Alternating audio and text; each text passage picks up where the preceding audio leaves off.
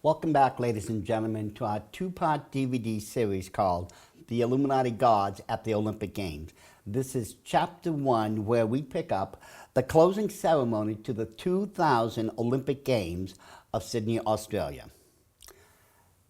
As the closing ceremony commences, immediately you can see in the center of the arena another obelisk. This obelisk has 12 points surrounding it, in which I'm assuming represents the 12 compass points. Around the points is a circle. In other words, we have the same occult obelisk, which symbolizes procreation, sun worship, and most importantly, in this case, reincarnation. But what is supposed to be reincarnated or coming back? While a young lady begins to sing a song, a number of Aborigines begin to dance and then vibe at the base of the obelisk. Such things happened in ancient times when occultists were worshipping Nimrod and Semiramis under different names in different cultures and nations. As the camera pulls back, you can now see that Vanessa Amorosi, the young girl that has been singing, is standing upon a geometric symbol known as a dodecahedron. A dodecahedron is a 12-sided figure. It's just a very well-known geometric figure known as a dodecahedron. Now, we have, as I said before, this 12-sided figure, the dodecahedron, sitting on top of a 12-pointed star that the obelisk is erected upon. Both symbols are made up of a 6 plus 6, which equals 12. Once again, we see multiples of 12s, I should say multiples of 6s, appearing during these ceremonies. And what's even more interesting is that the global landmass of Earth is being shown on the dodecahedron. Now, in this next photo, you can see that the only that the landmass of the Earth is being shown on only 10 sides of the dodecahedron. In other words, 2 are missing. And I think it's purposely, because when you look at it, nothing of the Earth is being shown on the top of that geometric symbol or on the bottom of it. Now, as I said before, I really can't help but say to myself, I think this was really purposely done because the Illuminati has already divided the world up into 10 sections, or as I described in DVD 6 in this series, into 10 super nations. Now, the Bible itself teaches us in Revelation 13:1 that the earth will be divided up into 10 kingdoms. And with the pillar sitting on top of the earth, which represents sun worship, the whole would come to mean that there will be a 10 supernation system which, through the ancient practice of sun worship, will worship a 666 global dictatorial system under the Antichrist. That's what the whole of this symbolizes. After the young lady finishes her song on top of the dodecahedron, more of the closing ceremony begins. The next part of the closing ceremony of the Australian Olympic Games shows all the flags of the participating nations being carried through the stadium, and they end up at the pillar that's in the center of the stadium. Notice very carefully that they've made up a human-shaped eye. More importantly, this is the left-handed eye that denotes the Illuminati and their false god known as Lucifer. This is the same Luciferian eye that was used in Nazi Germany back in 1936 when the Olympic Village had been purposely built to form the eye of Lucifer. They're one in the same. So, here we have Lucifer, symbolically speaking, in the center of the stadium, presiding over the closing ceremony of the 2004 Olympic Games. Next, a musical group known as Savage Garden. They take the center of the stage at the base of the pillar. Now, during this performance, a very strange message can be seen upon the panels that previously, made up the dodecahedron. The words in those panels reads as forgiveness, God, bliss, love, TV, and death equals eternity. I can't help but think, is this supposed to be a version of how to reach heaven? Because if it is, it's not the way of salvation according to Jesus Christ. At the end of Savage Garden's musical presentation, the dodecahedron is completely opened up as it had been at the very beginning. Here is where it really gets interesting. There were 5 panels that made up the dodecahedron. When those same 5 panels are laid flat out on the ground, they form the occult symbol known as the pentagram with a circle at its base. And as in previous Olympic Games, the pentagram is once again present, which, as you'll recall, represents the male aspect of the occult world, or Lucifer. Interesting enough, at the end of Savage Garden's presentation, they show an overhead image of the Olympic Stadium. This image is very revealing because you can see in this next photo, there are 5 great lights which surround the stadium. The smaller one at the top would be that of the Olympic cauldron. Once again, when you connect the dots, another pentagram can be made. And this particular giant pentagram engulfs most of this stadium. 2 national anthems are now going to be played. The national anthem of Greece and then Australia. The reason the national anthem of Greece is going to be played is because it will host the next Olympic Games in 2004. It will be sung first and then Australia's. Once the mayor of Athens and the president of the Athens 2004 Olympic Games Committee have been announced, they both walk up to the stage where the official handoff of the Olympic Games flags will begin. Once they have made it to the top, the announcer makes a very unusual proclamation. We welcome from Greece the priestesses of Olympia who will who will enact ancient Greek rituals and symbols in preparation for the flag handover ceremony. Now let's examine carefully what these rituals and symbols encompass. The high priestess, along with 21 priestesses behind her, begins their walk onto the Olympic field and up the platform. By using trick photography through the cameras, those 22 total priestesses are given a very mystical appearance and aura about them, almost as if they're from another realm, a spiritual realm. As the priestesses make their way to the top of the platform, the announcer says that this is the first time they have left Greece to travel to an Olympic host city to take part in this ceremony. They are the symbolic keepers of the sacred Olympics emblems, the flame and the flag.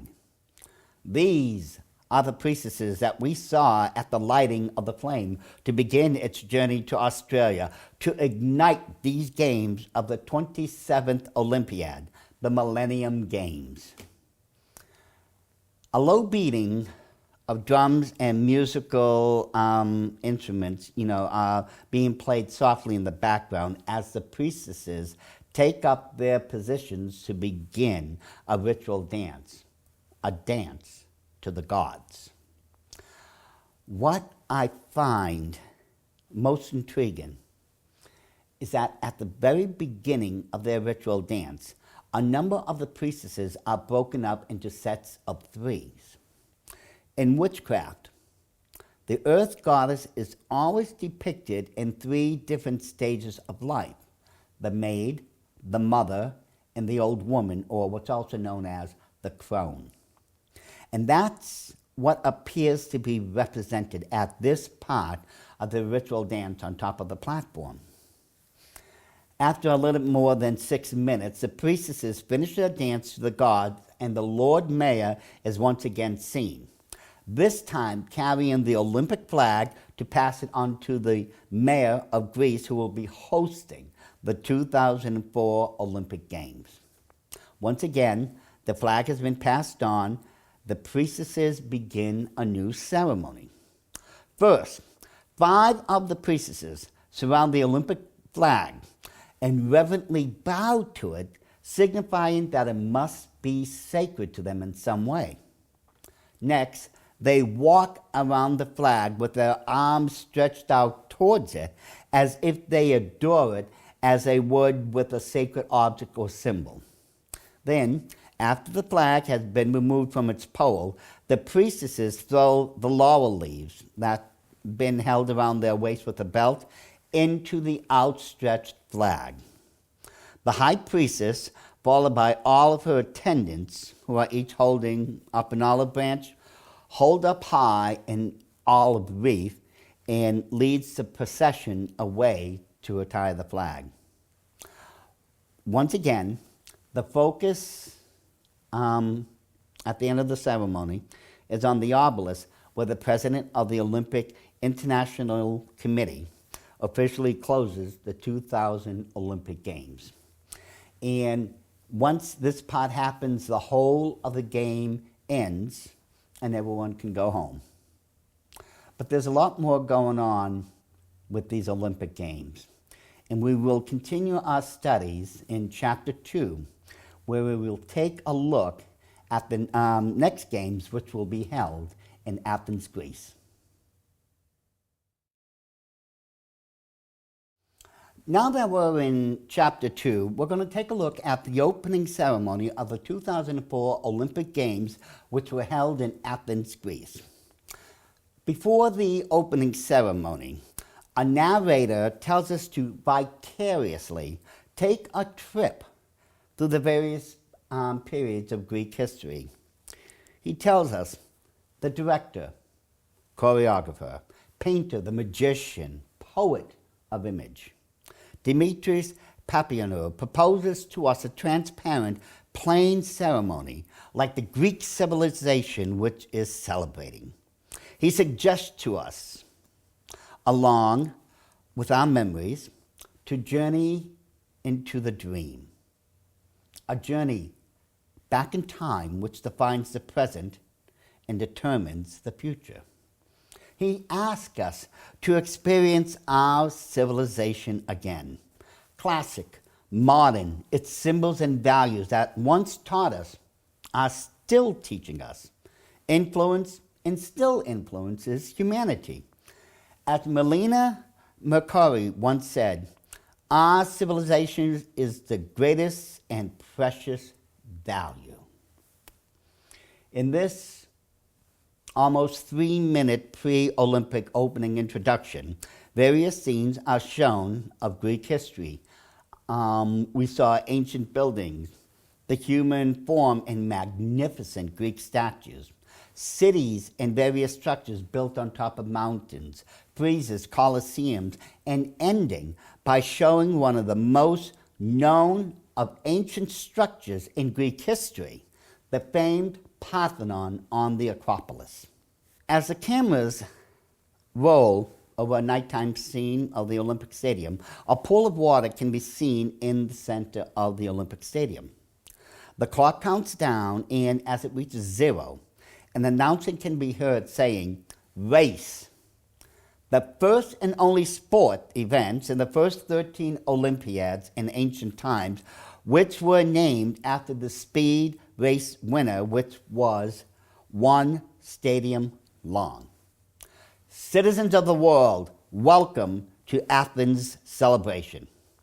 Immediately after the announcement, 400 drummers march into the stadium beating traditional Greek drums while traditional Greek stringed instruments join in. While a traditional Greek folk dance begins, an announcer says, Zimbikiko, and that's a traditional Greek folk dance, from Zeus, a symbol of spirit, and Bikos, which is bread from an ancient pagan altar. This announcer is drawing our attention upon Zimbiko, which is the dance, and Zeus, which is a symbol of spirit, and the bread. And this is important. Just put that on the back burner for a second. He then goes on to say, corruption of Bacchus, the god Dionysus, god of the sacred drunkenness. A dance striking a balance between the matter and the spirit, transmuting both into ecstasy.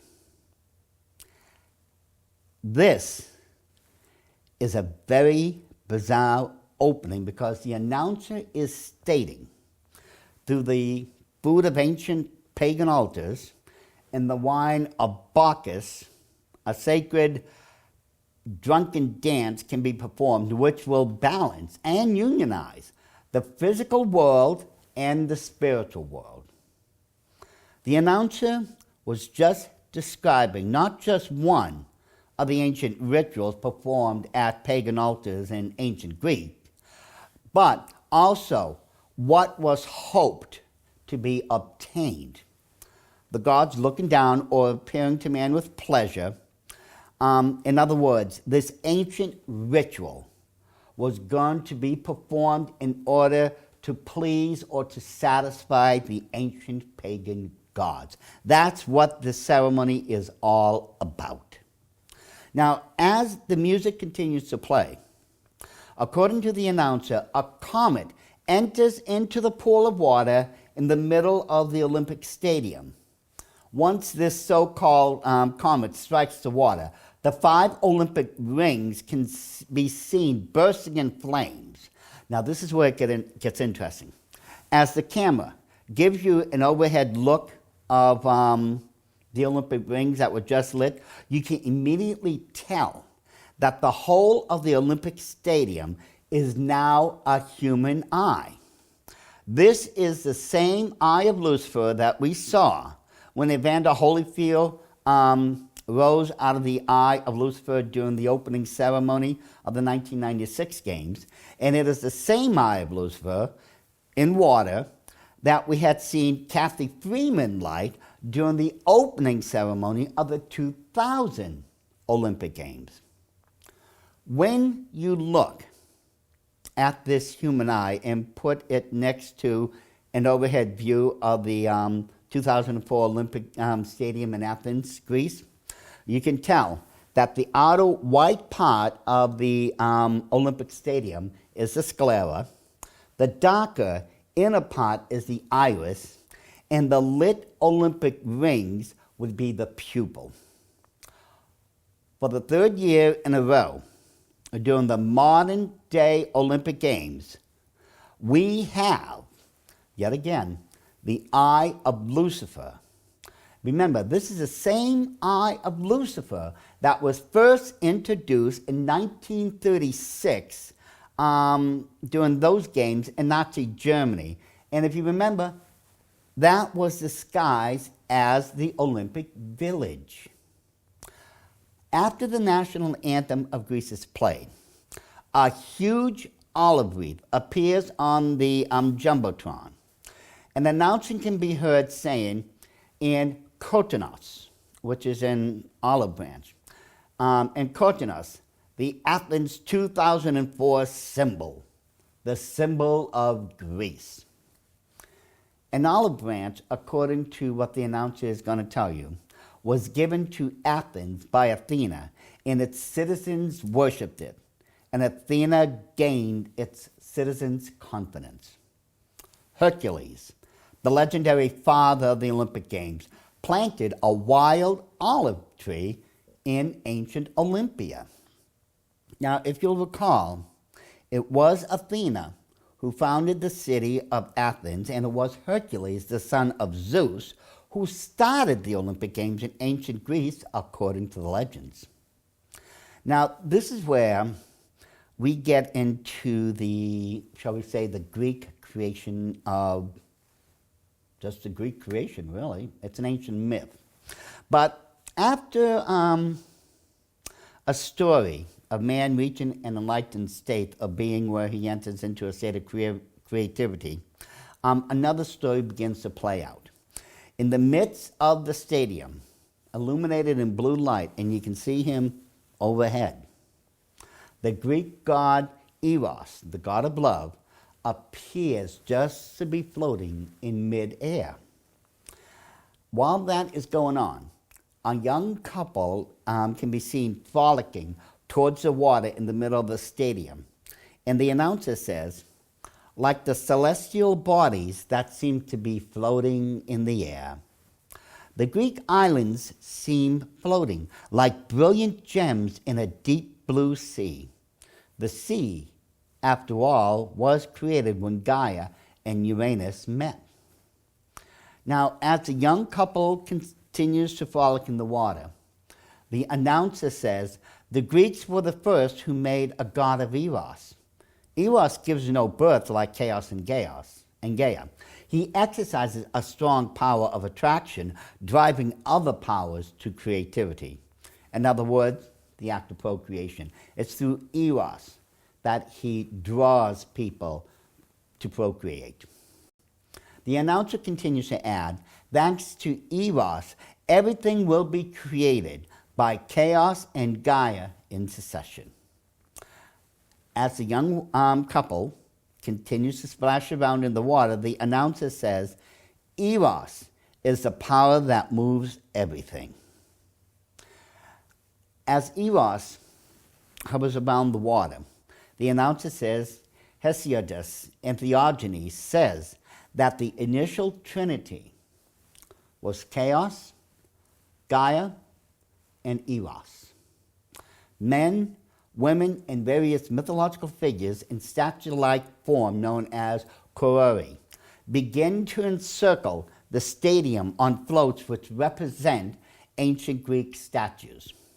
Next, as found on hand-painted vases, friezes, frescoes, ancient pottery, and mosaics, are life-size people representing various artworks, including themes that represented the Olympic Games. Including in this parade of artworks are mythological creatures from Greece's past, such as griffins and the famous Pegasus, which was a winged horse created by Zeus, the head of the Greek pantheon. In this next photo, which we have already seen, the announcer states, man reflects upon himself.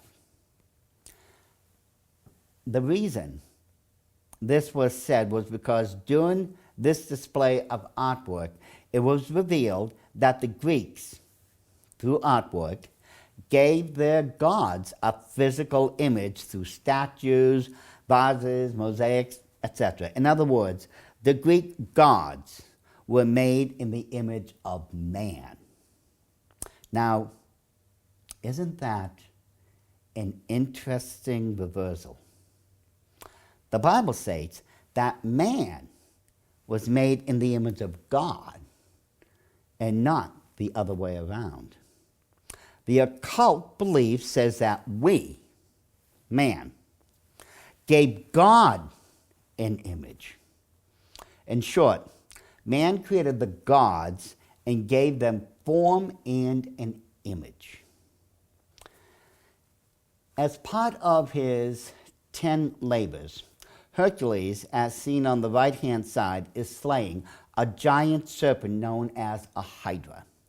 Now, isn't that interesting, ladies and gentlemen?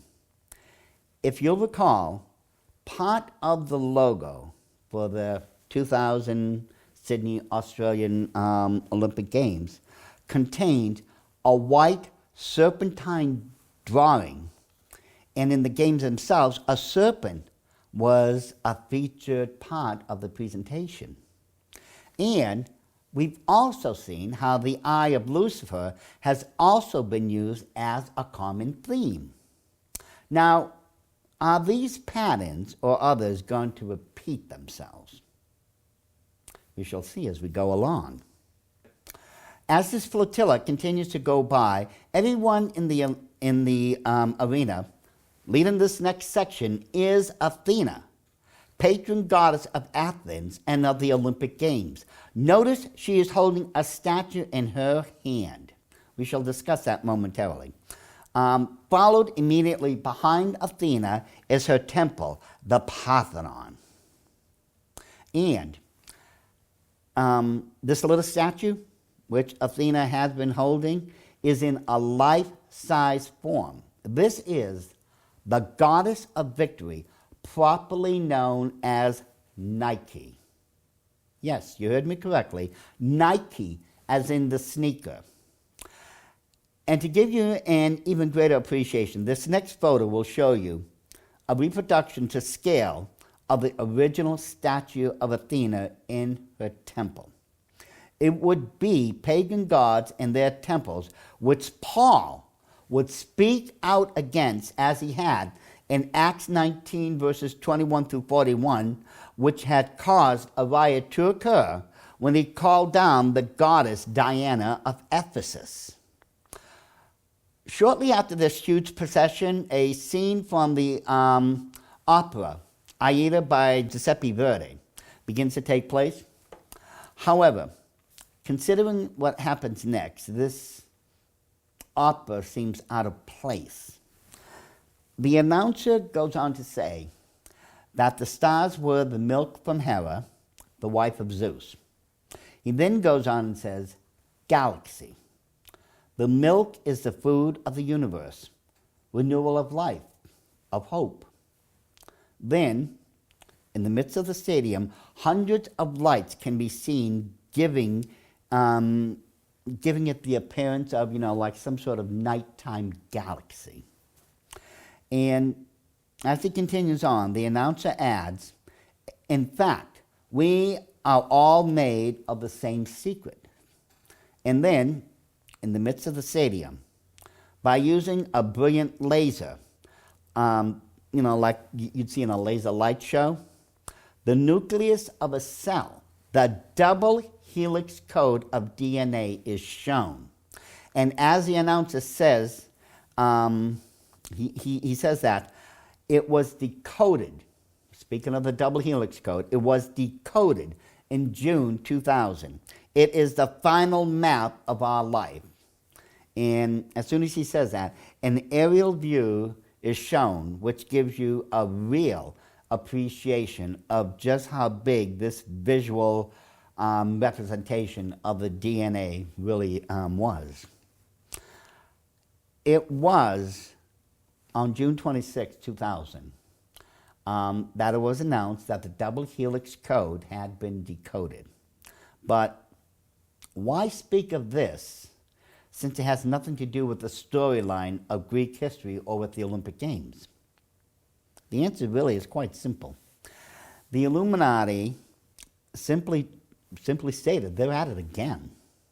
When the announcer said of DNA that it was decoded in June 2000, and also it is the final map of our life, he went on to add our secret. The secret that was mentioned was actually a reference of what the Illuminati were about to do. And let's not forget that it was only a few minutes ago that we discovered that supposedly man created the gods in their image, which was represented through the Kurori. For those of you who have seen DVDs 9 and 10 in this series, they were called Aliens, Fallen Angels, or Antichrist, you learned that it was on July 5th, 1996, that the first ever cloned domestic animal had been created. The animal was a sheep, and her name was Dolly. Well, Dolly became an overnight sensation and was seen on all types of various magazines and such. However, on February 14, 2003, Dolly died after developing a progressive lung disease. But because of cells that had already been saved, Dolly was able to come back. A seeming resurrection, if you would. Dolly would not be the only genetic experiment. The Illuminati had much more planned, and those plans would pervert the very creation of God. Cloning would take a whole different direction now that the Illuminati had announced, their plans during the 2004 Olympic Games. They would now create hybrids. Abominations such as a half zebra and a half lion. Then there is the tigron, or liger, which is part lion and tiger. Next would be the cama, which is part llama and part camel. And here we have the beefalo, part cow and part buffalo, and the leopard, half leopard and half lion. Why are the Illuminati doing these things? Is there a purpose, a goal that they're striving to achieve? To the first question, the answer would be that this is another insult by Satan to God. Satan is going out of his way to pervert God's creation.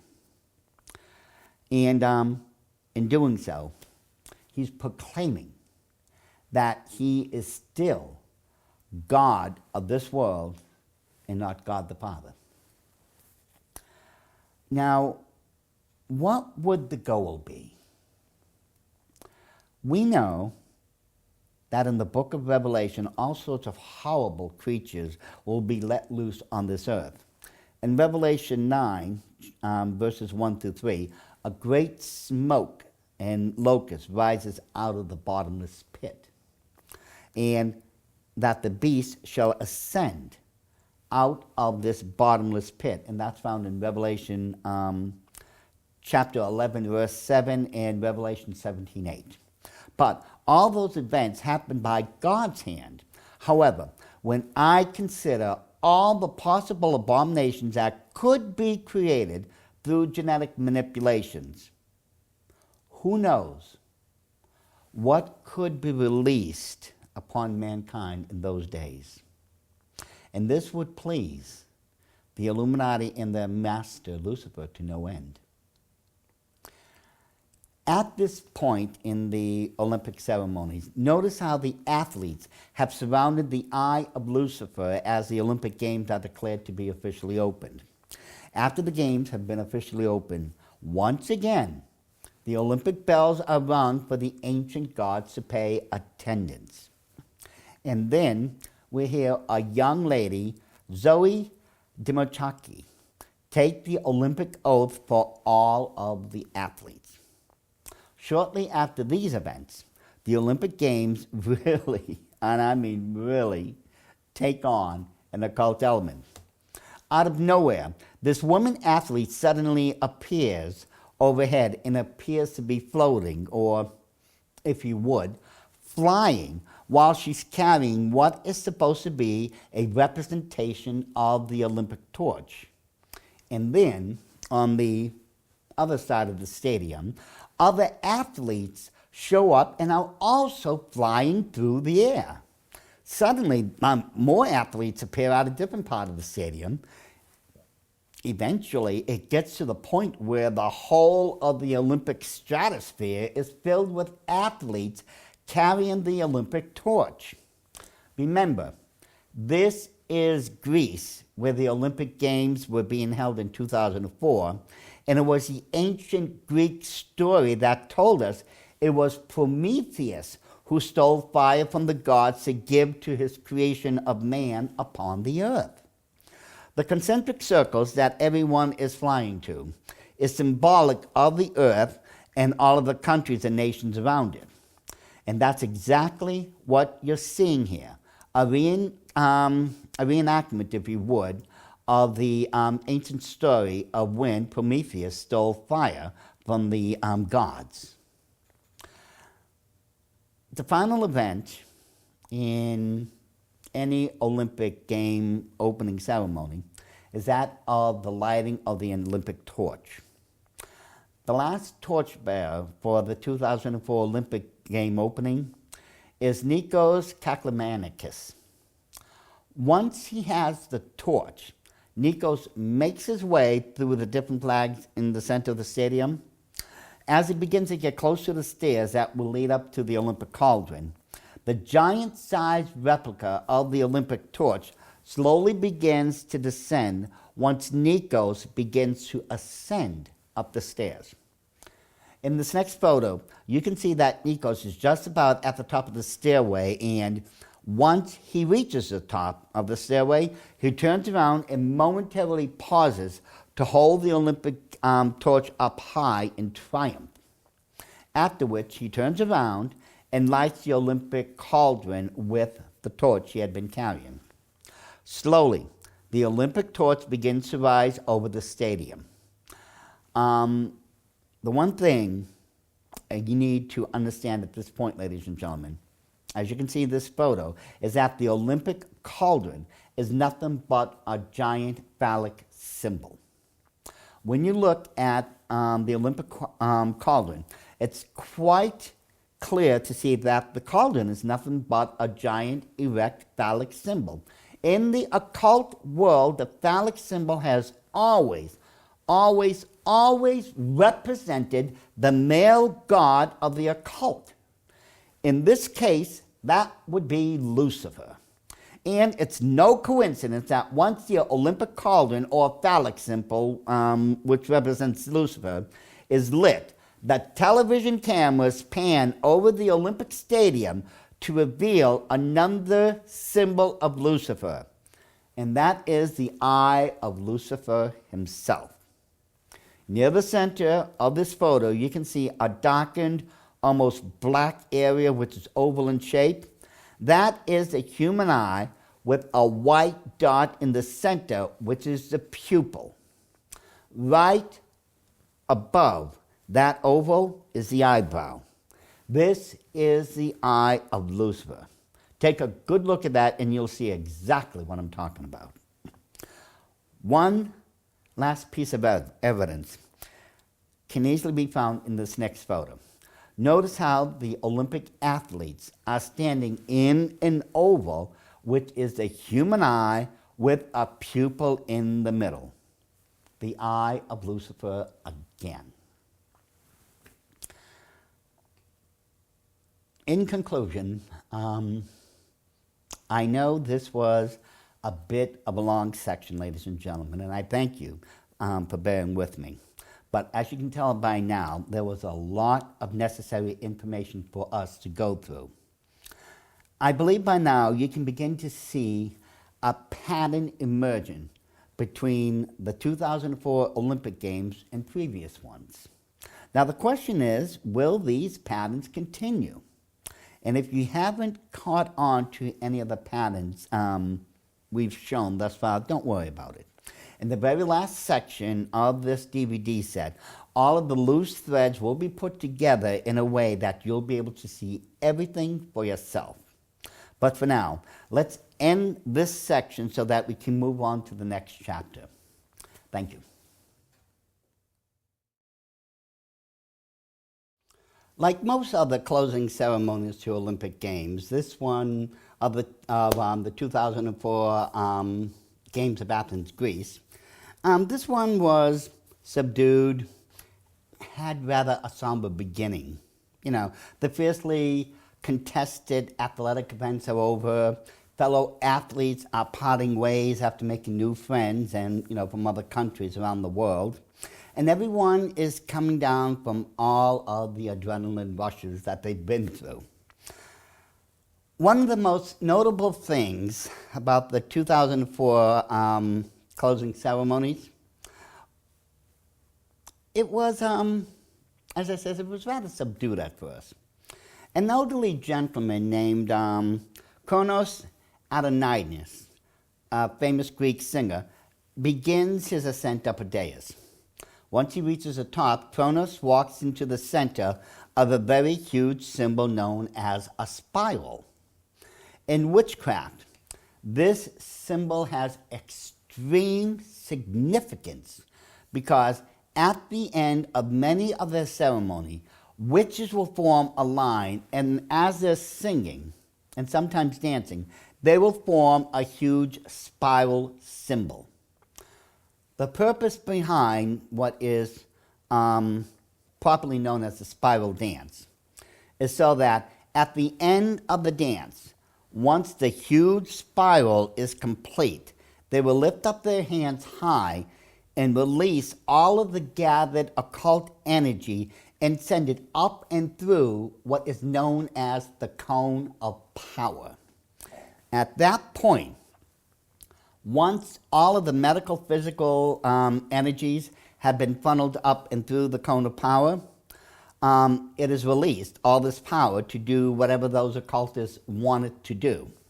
This newly released energy, in theory, can do anything, good or evil, depending on the intent of those occultists. This particular spiral formation is truly significant. The one that Nikos is in, it is formed from right to left, which is known as widowshins, occultically speaking, or what is known as counterclockwise.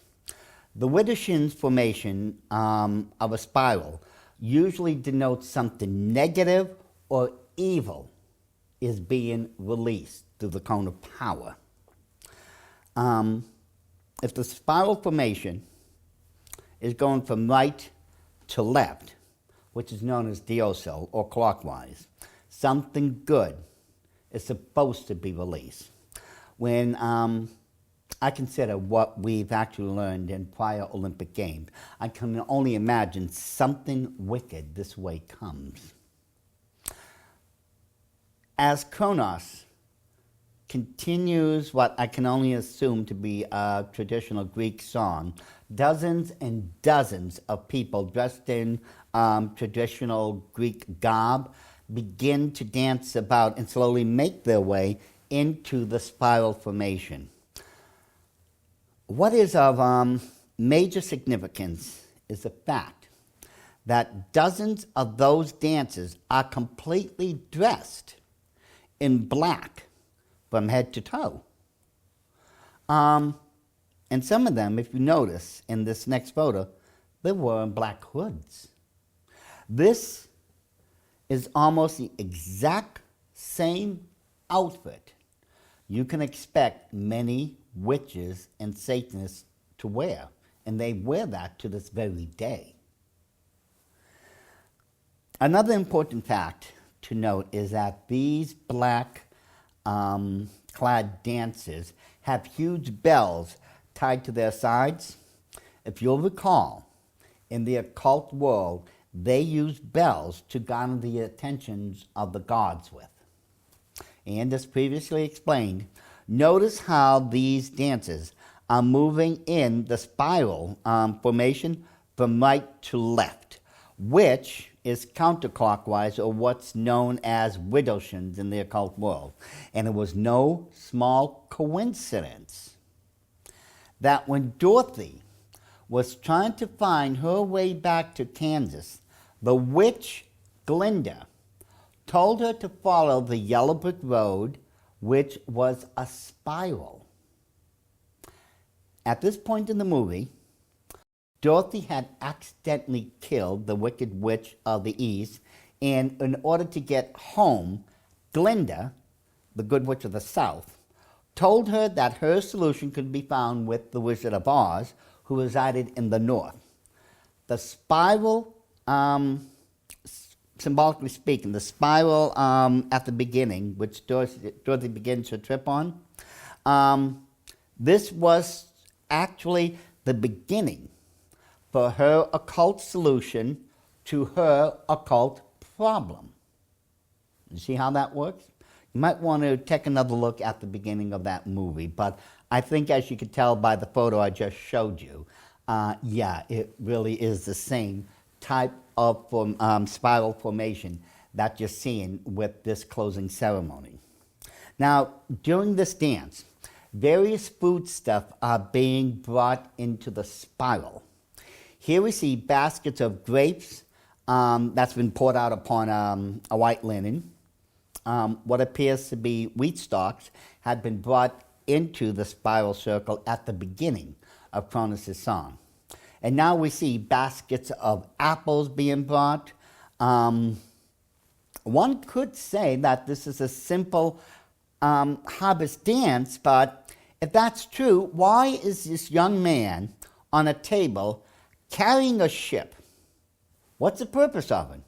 And why do we also have Pan, the Greek god of the woods, being represented by a stack of woods carried by a young man? Because this ceremony, like so many others occult ceremonies, they're calling upon multiple gods at once. The Greek god of the harvest of wine was Dionysus, and the Greek god of the seas was Poseidon, and the Greek god of the woods was Pan, a mythological creature known as a satyr, half man and half goat. If you're going to call upon the so-called god, there is usually a food and a drink offering for those who practice the right-hand path, or what is also called witchcraft, paganism, goddess worship, etc. It's those who follow the left-hand path that will offer up animals or humans as sacrificial offerings, and certain occult schools will offer up either. The next element that is introduced into this Greek closing ceremony to the Olympic Games is that of a wedding. Domna Somio, a famous Greek researcher and performer of Greek folk music, is seen singing a traditional Greek wedding dance during this part of the closing ceremonies. The next part of the closing game pageantry was done in a most sneaky way in order to hide an ancient occult symbol. What sounds like traditional Greek music is heard throughout the stadium, and as the music begins to play, you can see a line of giant pinwheels being carried into the stadium. The pinwheels appear to be innocuous enough until we, let's say, connect the dots. You can see in this next photo that those pinwheels are actually hiding the pentagram, the oldest symbol in the occult world for Nimrod, or the male god of the occult known as Satan. What I find most interesting is that a few minutes after the pinwheels and other dances and music begins to end, the cameras take an overhead shot of the Olympic Stadium. You can, and as they do, when you look at this next photo, you can easily see an oval eye with the spiral being the pupil. This obviously is another camera shot of the eye of the Illuminati, or what is also known as the eye of Lucifer. Take a careful note how a blue beam of light is going out of its way to give the eye a circular appearance so that it looks like a round pupil. I think this is a very obvious, overt act. Once the eye of the Illuminati has been seen, seconds later, the same song and dance routine that's being performed, the crescent moon, which represents the moon goddess of the occult, or Semiramis, the mother of Nimrod, is prominently displayed. The end result is that we can see that the god and goddess of the occult world is really the gods being worshipped here at the Olympic Games. And the Word of God tells us that they were known as Nimrod and Semiramis. Now, when we take a look at this next part to the closing Olympic Games ceremony, it shows the center of the spiral symbol is in perfect alignment with the Olympic cauldron. Why they're still trying to call this a cauldron when it's so obvious that it's a phallic symbol is beyond me. Nevertheless, what appears to be a fire ritual begins where various people begin to leap over the flames. As the singing continues, when you look carefully at this next photo, it appears that angelic beings are carrying poles with black and white triangular banners between them. Those aren't angels, but they do represent Nike, the goddess of victory of the Olympic Games, as you can see in this next photo. And so, as with other Olympic Games, it is appropriate for her to be represented in some form or fashion. And don't let the fact that men are carrying those poles. They can and still are representing Nike, goddess of victory. As the closing ceremonies continues, this next scene opens up with more traditional songs and what appears to be a Greek line dance. A couple minutes later, we can see what, in my honest opinion, is a bacchanalia, a feast of heavy drinking, scantily clothed women, and a number of half-dressed men, which is why Pan, the Greek god of wine and such, was previously represented during these closing ceremony. And of course, at such drunken festivals, one would expect to see Eros, the Greek god of love, in attendance.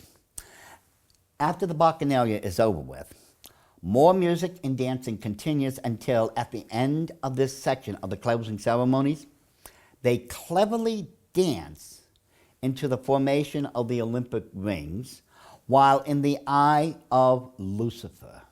So they are actually just dancing around while worshiping Lucifer, if you would. Now, this was the same thing they did in the opening ceremony. In actuality, the eye of Lucifer had been watching over, if you remember, the 2004 Olympic Games from the beginning and now all the way through to the end.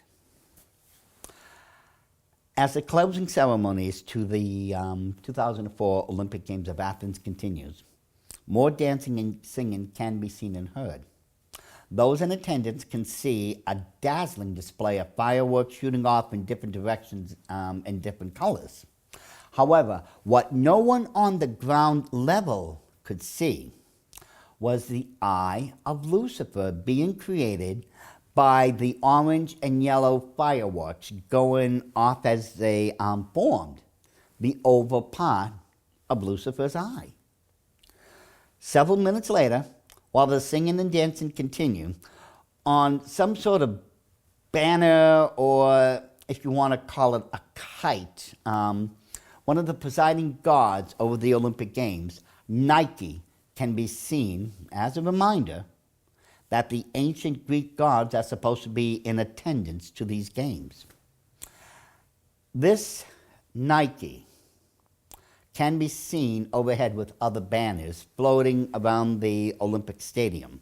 In this next photo, you can easily see beneath the overhead monitor that the banner is a symbol of a hexagram. And in this next photo, directly below the hexagram, is a circle. It's difficult to see without watching the film moving, but the floating banners are all made up of hexagrams and circles. Why are there only hexagrams and circles floating overhead?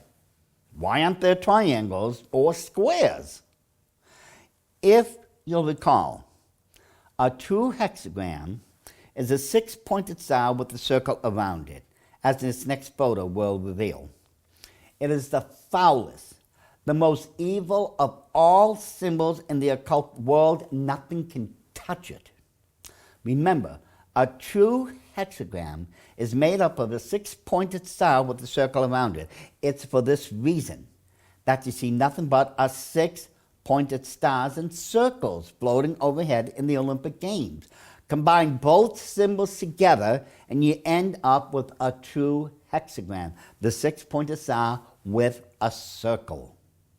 Now, when we look at that Nike symbol again, even though we can't see all of it in this photo, you can easily see that it is made in the shape of another hexagram.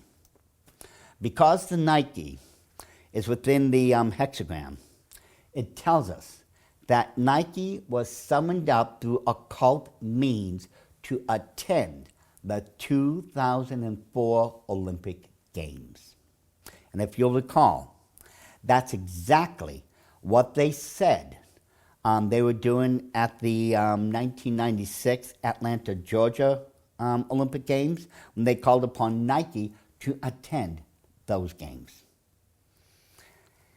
As always, it seems in the midst of all this singing, dancing, and revelry, an overhead camera shows us once again the eye of Lucifer.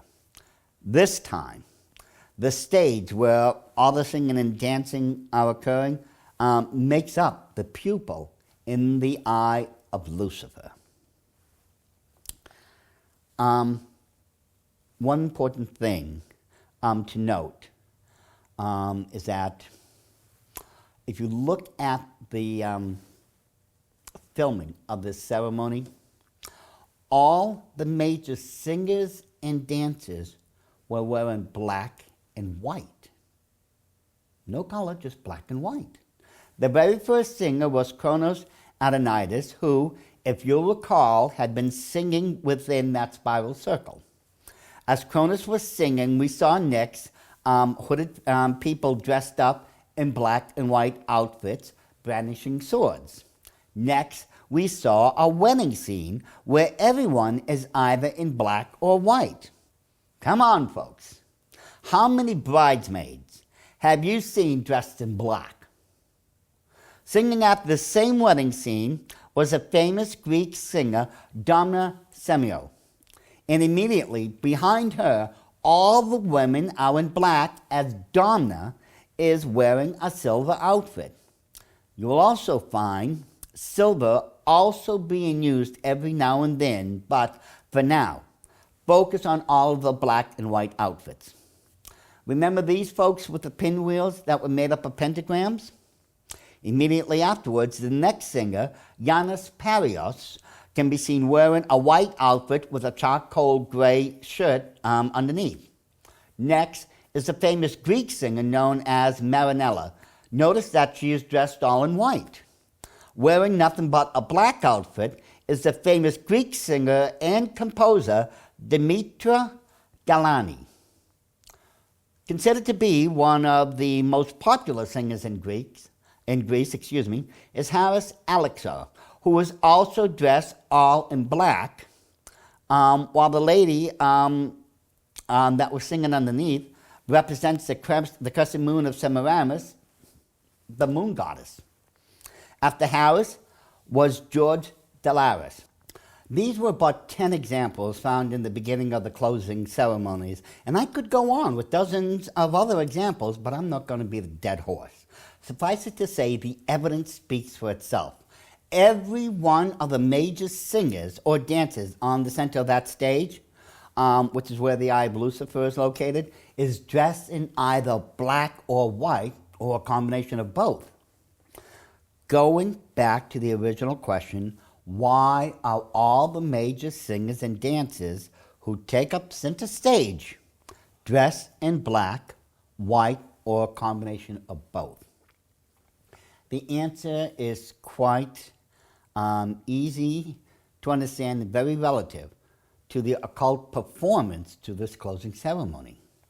In the occult world, you have two major spectrums, the good side and the bad side, both of which are often referred to as, respectively, the right-hand path and the left-hand path. The white path or the dark black path. Both sides of the occult spectrum, the light side and the dark side, were being represented in the occult closing ceremony by all of the various white and black outfits. That's why you saw that combination of just white and black. Both sides of the occult world are being represented now. In this closing ceremony to the 2004 Games of Athens, Greece, we have seen a myriad of occult symbols covered with a whole lot of singing and dancing while being performed in the midst of the Eye of Lucifer. But why? Aside from the obvious answer that this was another huge occult ceremony, what is the purpose behind all of these things? What is going on with the Olympic Games that it appears everyone is just simply missing? They're just not understanding. By the time we finish with the 2012 Olympic Games, the answers will become apparent. I'm going to show you what is really going on within these Olympic Games. There's a lot of rhyme and reasons. We don't see it at first, but all these things will be revealed in the end. But for now, I'm going to end this chapter so we can move on to the 2008 Olympic Games opening ceremony in Beijing, China. Thank you. We are now at chapter 4, where we'll begin taking a look at the opening ceremony to the 2008 Olympic Games of Beijing, China. The opening ceremony to this Olympic Games tells us we can expect a lot of occult themes and symbols. Immediately, as television stations throughout the world begin to record the games, the first thing was shown, and I think you might guess this one, is the Eye of Lucifer. So, the first element to this opening ceremony is an occult one. At this point, let's face it, it really should come as no surprise to anyone, but when we see the cameras on the inside of the stadium begin to pan through the audience, that's how this ceremony begins. Now, take a look at the scarves people are wearing, around their heads and such. Some of you will realize it now, but those scarves are also another marker that tells me this is going to be a very occultic Olympic ceremony. We'll get back to that symbol later on, but let's just work our way through this section for now. You'll see what I'm talking about. Now, after this, the lights in the stadiums, they dim very low, and out of nowhere, a luminous fireball can be seen descending into the stadium. This is the same kind of fireball that was used during the 2004 opening ceremony of the Olympic Games in Sydney, Australia. And, if you'll remember, it was revealed that the fireball denotes Prometheus, who stole fire from the gods and gave it to his creation of mankind. This represents a very old occult story, along with all the symbols. Shortly after that fireball, on the huge monitors, those jumbotrons in the Olympic Stadium, a giant sundial can be seen. This ancient Chinese sundial is being used to help count down the final seconds to the opening of the Olympic Games. Next, 2008 Chinese bronze faux drums are used in a very, very clever way to finish off the countdown to the beginning of the games. Whenever the drums are beaten on top, they're being beaten by hands, mind you. They have lights that will help everyone see that they are counting down from 60 down to 1.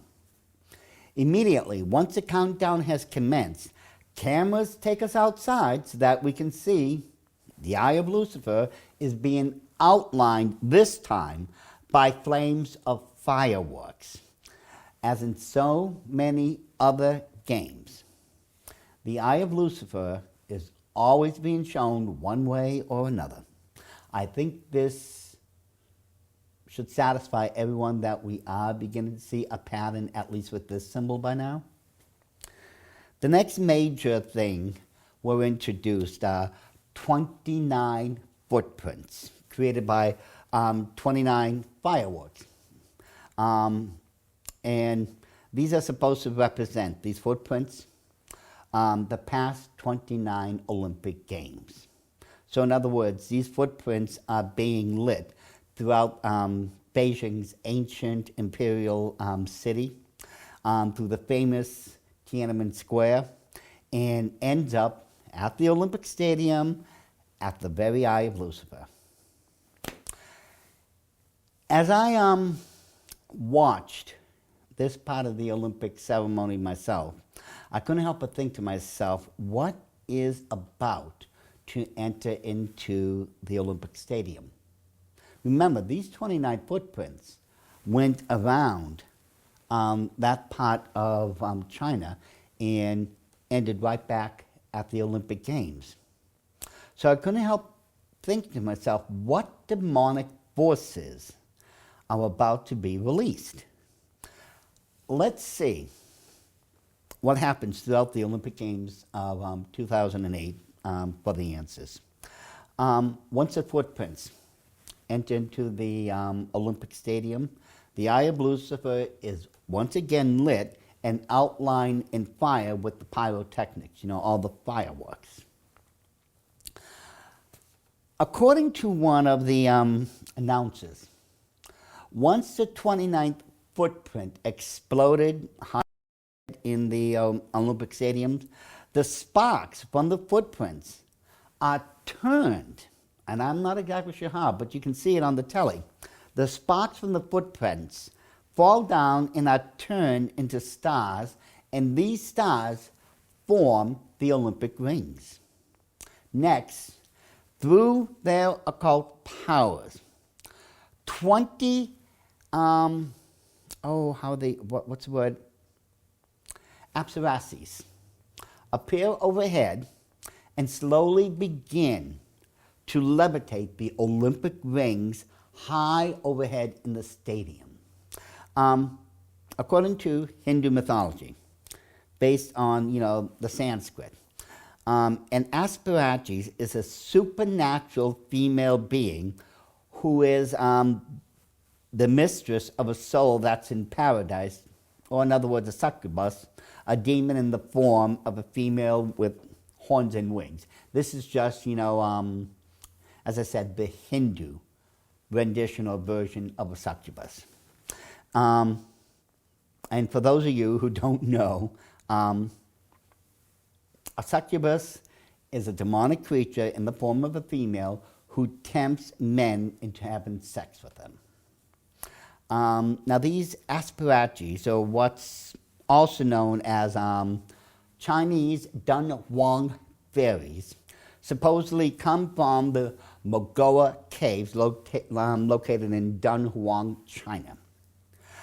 As we had seen in the Olympic ceremonies of the 2004 Athens, Greece Olympic Games, when they used the Olympic rings for the pupil in the Eye of Lucifer, the same thing once again happens here as an overhead camera shows the Eye of Lucifer at the Beijing China Games. Again, the Eye of Lucifer over and over again here. Now, right before and after the Chinese national anthem had been sung in the center of the Olympic Stadium, what is considered the 4 greatest inventions of China is revealed and reviewed through a pageantry that was absolutely breathtaking and majestic. The 4 greatest inventions of China that had been seen at the Beijing Game was the bronze faux drums, which evolved from ritual bronze wine vessels that were used in grand banquets and ancestor worship ceremonies. They can be dated back to 4,000 years ago during the Zi and Shang dynasties.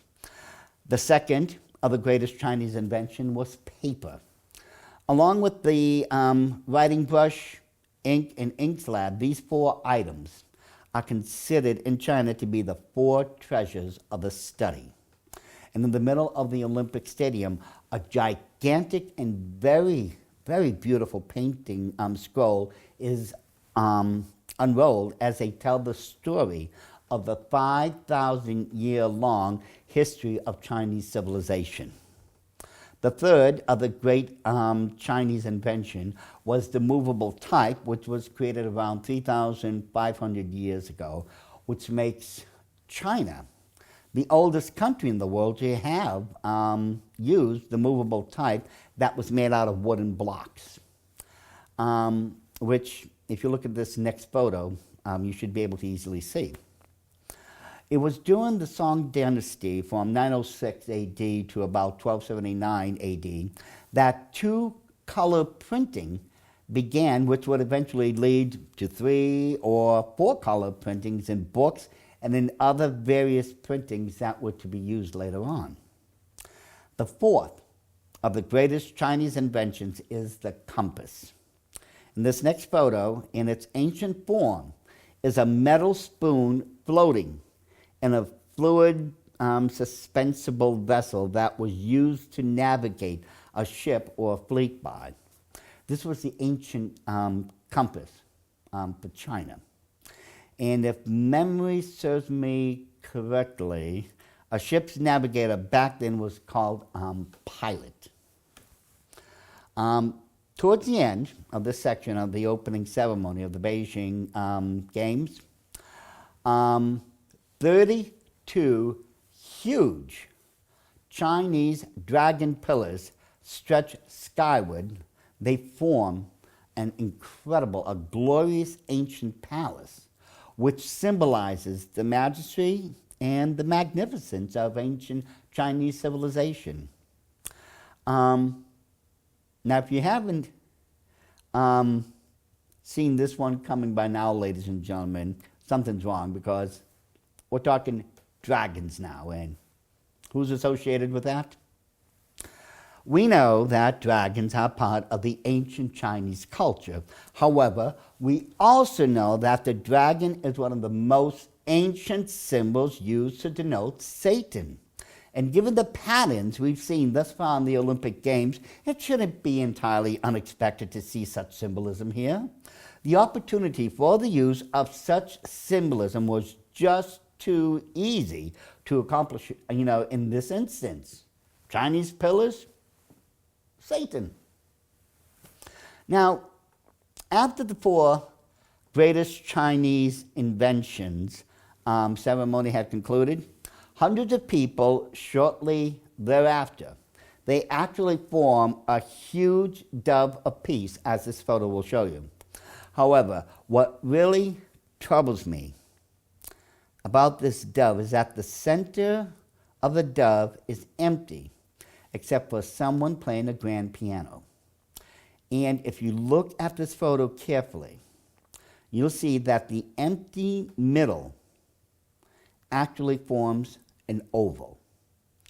That oval is once again forming the eye of Lucifer.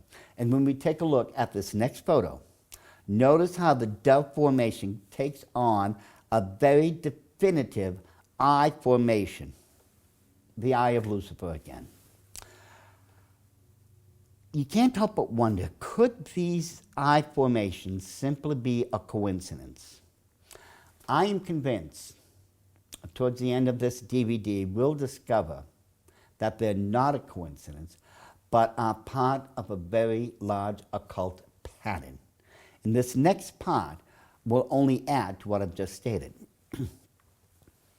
In this next part of the opening ceremony, we see an astronaut floating high above what is supposed to be the planet Earth surrounded by stars.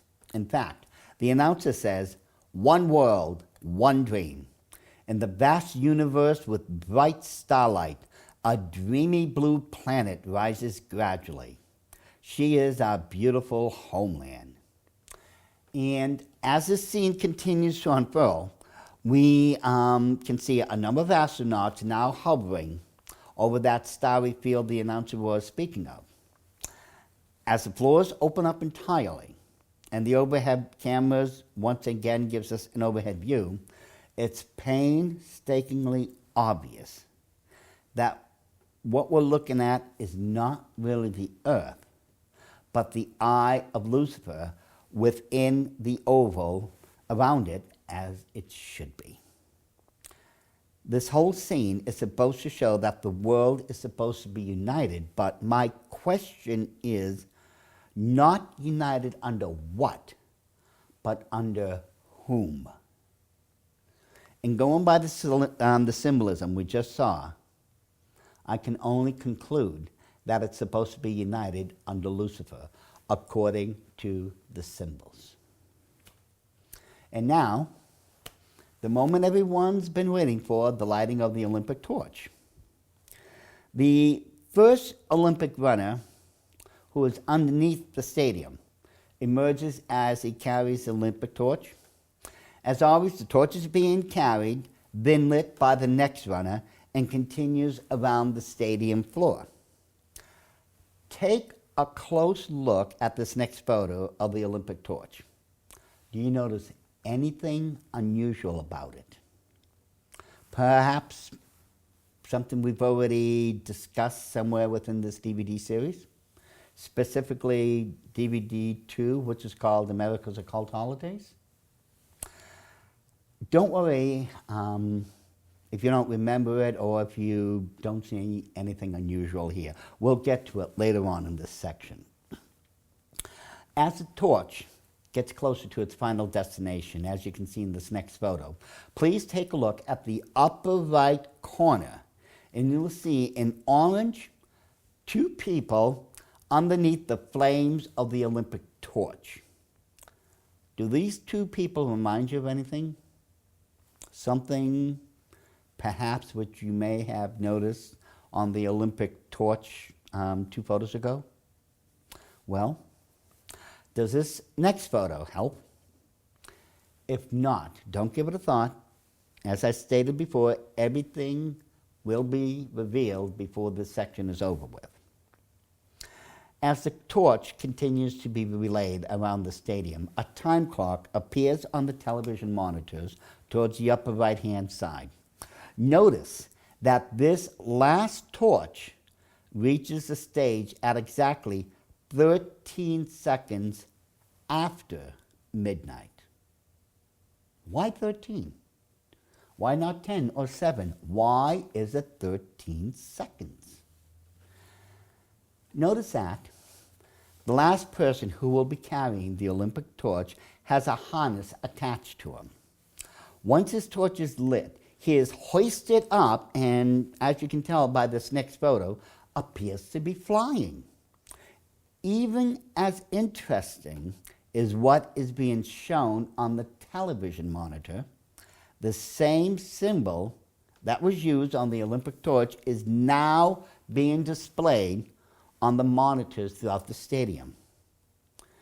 After hovering in the air for a number of seconds, this former Olympiad appears to fly to his final destination, which is the Olympic cauldron. Notice anything unusual on the side of the cauldron? It's the same symbol beneath it on the wall to its right. After reaching the Olympic cauldron, this last runner lights a swatch of cloth which lights a rope that is connected to the cauldron, and then suddenly the cauldron just bursts into huge flames. The runner who lit the Olympic cauldron represented Prometheus, if you'll recall, who stole fire from the gods and Mount Olympus, as we had previously seen in the Olympic Games throughout this 2-part series. Once the cauldron has been lit, next day the games could begin. Now, as promised, let's backtrack a little here so I can explain certain elements of the Olympic procedures which you may not have caught the first time. Here we have a composite of the Olympic torch. All around the upper part of the torch you see these swirling designs. Those swirling designs are made up of 3 sixes. Take a good look at the bottom of these three photos to the right of the torch, and you should easily be able to see in that enlarged photo how that swirling pattern is actually making three sixes, which would make the whole of that swirling design a 666. At the top of that same column of three stacked photos, look at the top one, and on the inside, you'll see the same swirling, but this time in black. The bottom one, in black, can immediately be recognized as the number 6. Remember this photo, which was supposed to represent the world? Notice how a number of bands wrap around the globe. And notice how those bands are made up of that same swirling pattern that is made up of 3 sixes each. In other words, that globe or world is surrounded by 666. Do you remember how I asked you to pay attention to the wall that former Olympiad was running around over when it was high overhead? Notice the swirling patterns of 666s that could be seen up there. Plus, if you take a look towards the upper left-hand side of the photo where the Olympic torch appears to be lit in that golden color, all around it, you can see the swirling 666 pattern. Of course, let's not forget that fiery logo of the 2008 Olympic Games that can be seen in orange directly behind the former Olympiad. Those flames are made up of a composite of sixes also. Here we have a miniature Olympic cauldron, if you would. Notice that the entire brim of the cauldron is made up of nothing but those swirling 666s. The opening ceremony to the 2008 Olympic Games held in Beijing, China, tells us that not only is that old dragon coming back, but he's coming back with a vengeance. Judging by the symbols used not only in his 666 system of creating a new world order, not only is that coming back, it's beginning to encompass the world. It's not finished yet, but I believe the symbols are telling us it's a lot closer than most folks believe it to be. But for now, let's close this chapter out so that we can look at the closing ceremony to the Beijing Olympic Games and see what it tells us next.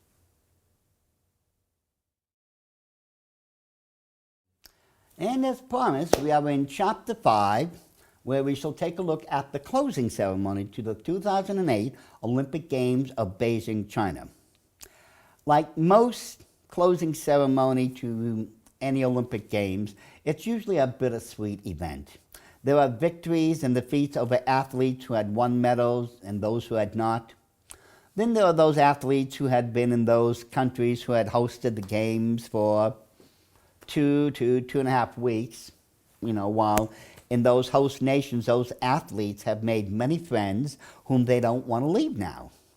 But the one thing you can expect from the Olympic Games now is that their opening and closing ceremonies have now become huge productions, but with hidden occult themes, rituals, practices, and beliefs. Symbolism also plays a huge part of any Olympic game. Take, for instance, what happened in the bird's nest at the 2008 closing ceremony. As one might expect by now, the Eye of Lucifer had taken center stage. Before I forget, the bird's nest was the name given to the largest stadium during those games. It was more than one. Notice how the red circle is the pupil and the outer yellow circle represents the sclera. This is a human eye, or what we now know to be the Eye of Lucifer. during this same sequence, a 666 had been formed. Notice in this photo, there are three spiraling formations, one to the left and right of the eye of Lucifer, and the third one towards the top right-hand side of the eye. There are three hidden sixes within those spirals, which I shall reveal to you in this next photo. Mind you, these spiral formations are on the stadium ground. Do forgive me, I'm no artist here, but do forgive me for not being able to draw three perfect sixes here for you, good folks, but my eyes and hands, they're just not as good as they used to be. However, I believe you get the point. Those three spirals actually make up three sixes as outlined in red, which makes up the 666, or the number of the beast, as found in Revelation 13:18. Some folks could easily say that this is merely a coincidence. True, but let me ask you this. Why was it that there was only three spirals used for this formation? And why were they designed in such a way that they formed three sixes? And considering all the times that a 666 has been used and shall continue to be used during the Olympic Games, how can we say that all of them are mere coincidences? That excuse, it just doesn't work with me. No, this is a contrived occurrence with a concept behind it. And as you continue through this DVD, you will learn that overall concept is an occult one. But let's not forget that the Olympic torch had spiraling sixes all around it. The wall, which Li Ling was running and flying around, was covered with the same spiraling sixes. The miniature version of the Olympic bowl had spiraling sixes all around its outer edge. The larger version of the Olympic cauldron also had spiraling sixes all around its body. Even the eye of Lucifer had many bands of those spiraling sixes circling in and out all around it. So you really shouldn't be surprised to see that same spiraling formation on the ground of this Olympic stadium. As with so many of the Olympic Games, notice how in this photo, representatives from all those nations that had been in attendance now circle the eye of Lucifer in what could be, symbolically speaking, an adoration. But why are they gathering at the eye of Lucifer? What is here that could be drawing all the nations of the world together in this sequence? A clue can be found in this next photo.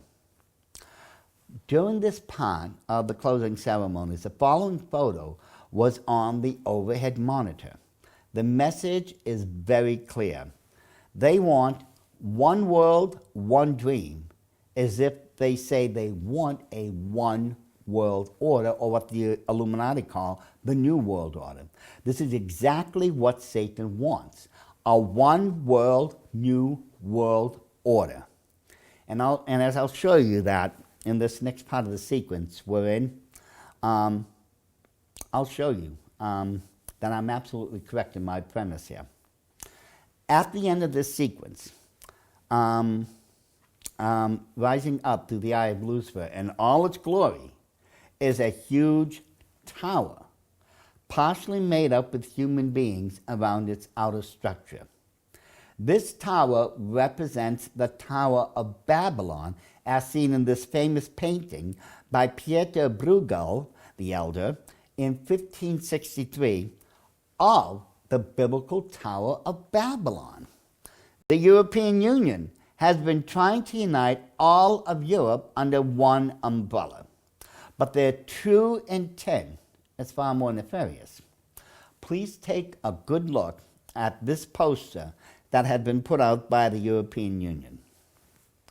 This poster is a perfect representation of the 1563 painting of the Tower of Babylon. and its intentions are made very clear.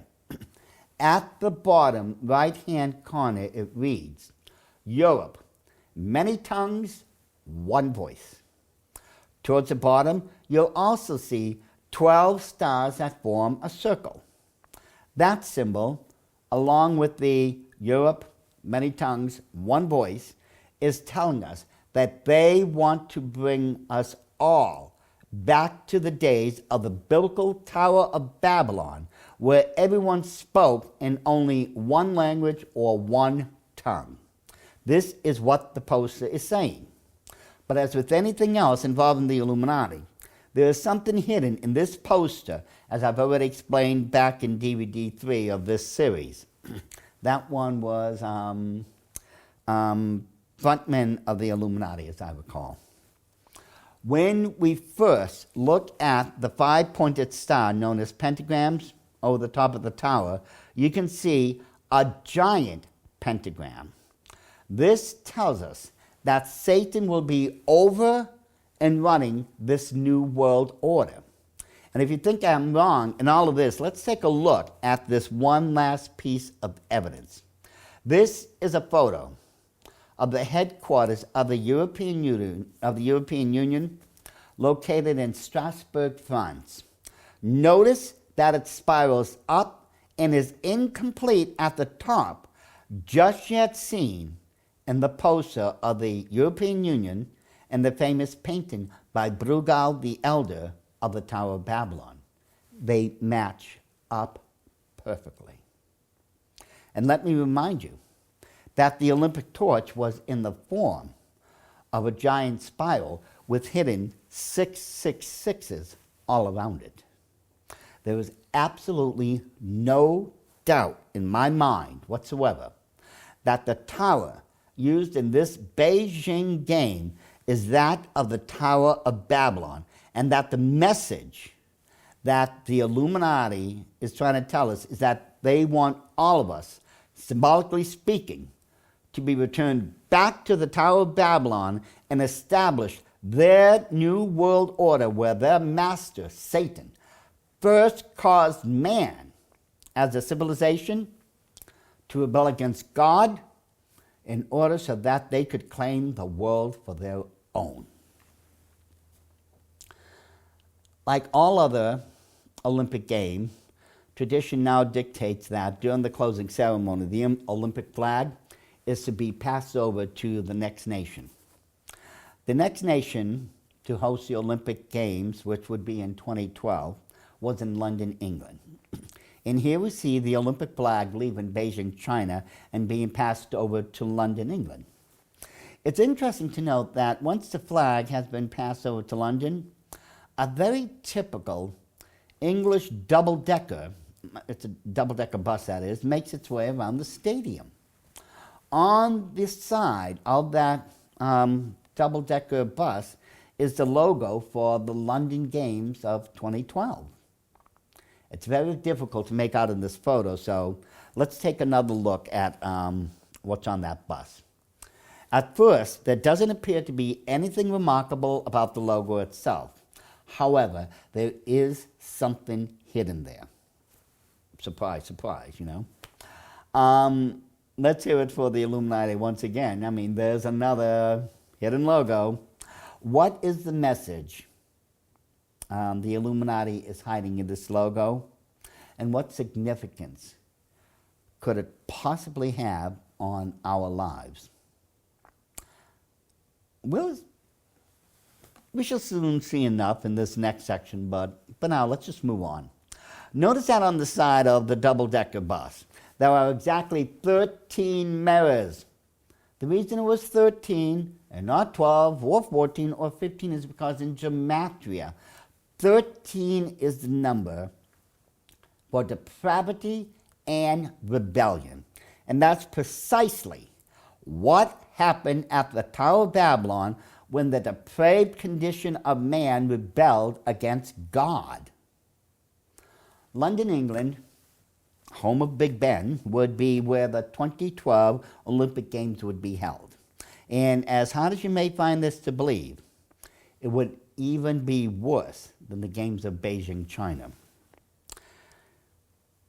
The Beijing Games of China showed us many things, many of those things which we have just come to expect as staples in any Olympic Games.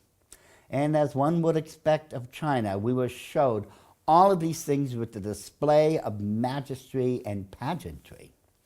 But the one thing, at least for me, that stood out most during the closing ceremony, in which we found out that the intention of the Illuminati is to bring all of us back to a state we had existed in during the days of the Tower of Babylon, where man rebelled against God and began to set up the one world religion under a one world language, under a one world leader, under a one world new world order. Because of our willing ignorance and stubbornness, history is going to repeat itself. Babylon the Great is coming back, and it will spell the doom of mankind. Knowing this should make any of my brothers and sisters want to get out into the world and save as many as they can before the rapture hits. However, time will reveal to me what shall happen in that regard. However, for now, we have reached the end of this chapter, so let's move forward and see what will be revealed in the Olympic Games of 2012, which was hosted in London, England. Thank you.